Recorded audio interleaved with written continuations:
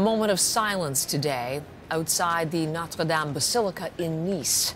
A priest and various mourners gathered and paying respects to the 3 people who were killed in yesterday's knife attack, and then a wreath placed in honor of the 3 victims. As the mourning continues in Nice, the security is ramping up, not just in Nice, but throughout France. The country now on its highest security alert and deploying thousands of extra troops on the streets. We are learning details this morning about the suspect, the man who carried out the attacks, a 21-year-old man, originally from Tunisia. He was shot by police but survived and has been detained. And again, we are learning more about him, including his path into France and how he arrived in Europe, originally from Tunisia, first in Italy before making his way to France. In Italy, Megan Williams is with us live. She's in Rome. Megan, we have talked often about Lampedusa, and that is a place that figures in this story now. What are we now learning about the suspect?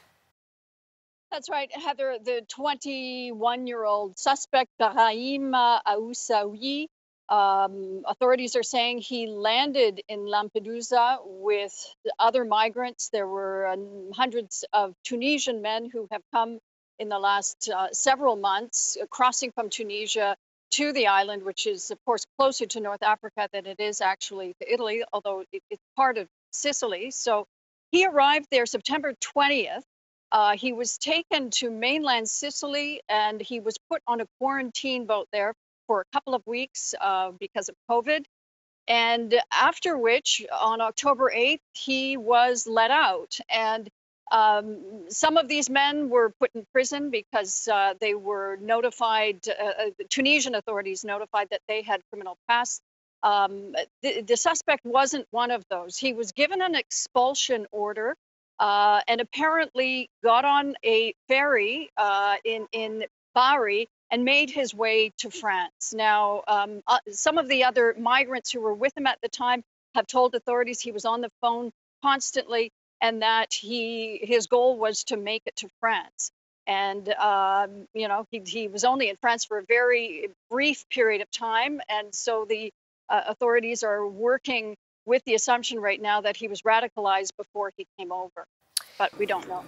So again, as we learn about him and the man behind the attacks, which killed a 55-year-old man, a 60-year-old woman, and a 44-year-old woman, the 3 victims of that attack, and you're seeing some images now of the cathedral in Nice. Megan, talking about Lampedusa in connection with this particular case, but this is not the first time we've talked about a terror attack carried out by someone who reached Europe through Lampedusa. So has there been any reaction at all from Italians? Well, there has. I mean, the most recent other case like this was the Berlin attacker.